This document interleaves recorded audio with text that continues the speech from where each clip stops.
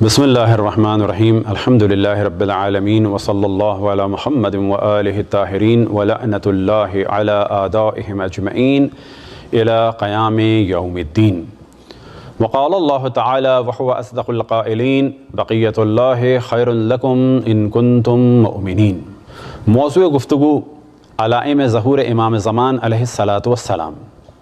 پھر توجہ دلائیں کہ ممکن ہے کہ بعض افراد نے سابقہ ہمارے لیکچر کو نہ سنا ہو، البتہ ہمارا ہر لیکچر تقریباً ایک الگ موضوع کا ہوگا اور پچھلے لیکچر پہ اس کا اتنا انشاءاللہ دار و مدار نہیں ہوگا، تو یہ ذہن میں رہے کہ امام زمان علیہ السلام سے مراد رسول اللہ صلی اللہ علیہ وآلہ وسلم کے 12ویں خلیفہ اور امت مسلمہ کے 12ویں امام، جیسا کہ تمام مسلمانوں کا اجماع ہے کہ رسول اللہ صلی اللہ علیہ وآلہ وسلم کے 12 خلفاء ہوں گے، اس امت کے 12 امیر ہوں گے اور 12 امام ہوں گے، اور امام مہدی علیہ السلام رسول اللہ صلی اللہ علیہ وآلہ وسلم کے 12ویں خلیفہ اور جانشین ہیں۔ دو ان کی غیبتیں ہیں، ایک غیبت صغریٰ ایک غیبت کبریٰ، اور اس وقت غیبت کبریٰ چل رہی ہے، اور غیبت کبریٰ جب ختم ہوگی تو اس وقت امام زمان علیہ السلام کا ظہور ہوگا، یا بالفاظ دیگر جب امام کا ظہور ہوگا تو اس وقت غیبت کبریٰ ختم ہوگی۔ غیبت کبریٰ ختم ہونے کی یا ظہور امام زمان علیہ السلام کی کچھ نشانیاں ہیں۔ علامت کی جمع ہے علائم، علائم، علامت کی جمع علائم۔ تو جب کہا جائے ظہور امام زمان علیہ السلام کی علامتیں تو یہ بھی بالکل صحیح ہے، اور اگر علامتوں یا علامتیں کے علاوہ عربی میں جمع کہا جائے تو کہا جائے گا علائم، تو علامت کی جگہ جمع ہے علائم۔ اب یہ علامتیں کچھ تو وہ ہیں کہ جو آپ کے ظہور سے ممکن ہے کہ 100 سال، 150 سال، 200 سال تک چلیں، کہ جنہیں کہا جاتا ہے علائم عمومی، یعنی جرنل سائن۔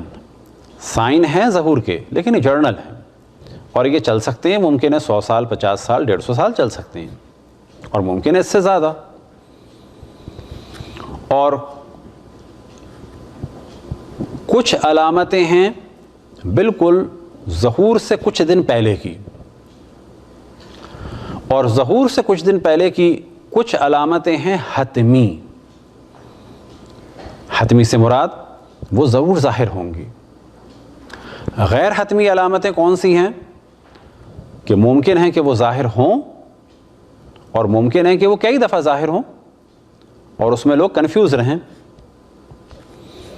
ایک دفعہ ہوں، 2 دفعہ ہوں، ممکن ہے کئی دفعہ ہوں، اور عموماً پبلک حساب نہ لگا سکے کہ یہ کب ہوئی، یا اس سے پہلے بھی ہوئی یا نہیں ہوئی۔ مثال کے طور پر علامتوں میں سے ایک علامت جو ظہور سے پہلے کی لیکن غیر حتمی علامت ہے، وہ ہے مسجد کوفہ کا خراب ہو جانا۔ یہ مسجد کوفہ ابھی بھی حال میں خراب ہوئی، لیکن اس سے پہلے بھی خراب ہو چکی ہے، اور ممکن ہے کہ بعد میں بھی خراب ہو۔ اسی طرح سے مصری اپنے حاکم کو قتل کر دیں گے، تو مصریوں نے پہلے بھی اپنے حاکم کو قتل کیا، اور آج کے دور میں انوار السادات کو خالد اسلام بولی نے قتل کیا، تو ممکن ہے کہ اس وقت جب قتل کیا گیا ہو مصر کے حاکم کو تو لوگ سمجھ رہے ہوں کہ یہ ایک علامت ہے، لیکن یہ علامت اب بھی ظاہر ہوئی ہے، اور ممکن ہے کہ اس کے بعد بھی ظاہر ہو۔ یعنی آج اب سے کچھ عرصے پہلے قتل کیا گیا انوار السادات کو، لیکن ممکن ہے کہ اب اس حاکم کو یعنی سیسی کو یا ان کے بعد آنے والے حاکم کو قتل کیا جائے۔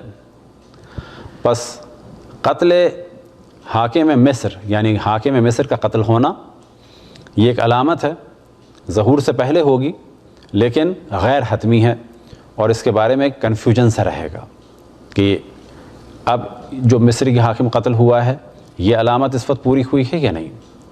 تو ان موضوعات کو ہم ڈسکس کریں گے۔ اسی طرح سے علامتوں میں سے جو عمومی علامات ہیں ان میں سے کچھ علامتیں ایسی ہیں کہ جن کا تعلق ہے زمین و آسمان سے یا نظام شمسی سے۔ زمین و آسمان سے یا نظام شمسی سے۔ انشاءاللہ ان تمام علامات کو کیٹیگری وائز ہم ڈسکس کریں گے۔ مثال کے طور پر ظہور سے پہلے ایران، عراق، مصر، یمن، شام، اسی طرح سے سفیانی کے بارے میں ڈسکشن، یمانی کے بارے میں ڈسکشن، خراسانی کے بارے میں ڈسکشن، مصری، اسی طرح سے اوف سلمی، شیسبانی،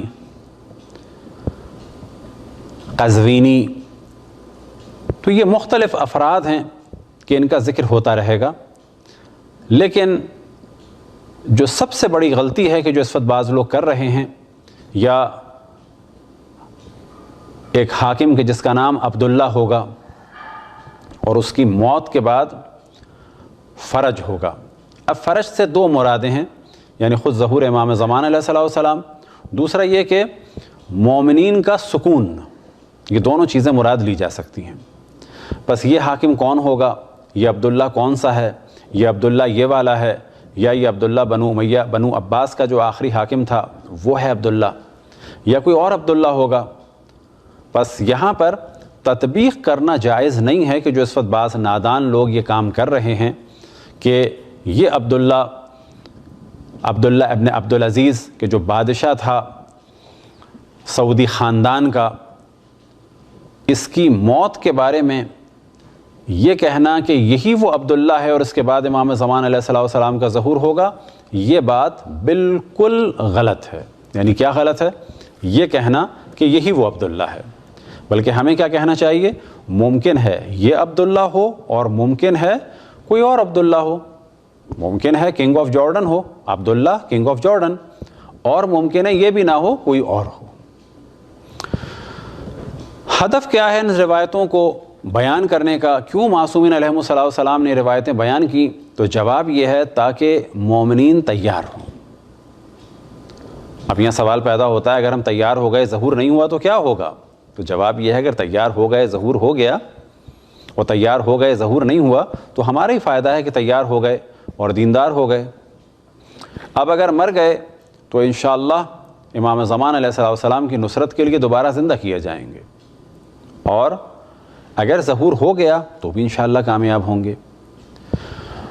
تو ممکن ایک اصل ہدف یہی ہو کہ مومنین تیار ہوں، گناہ سے بچیں، تیار ہوں، راہ ہموار کریں۔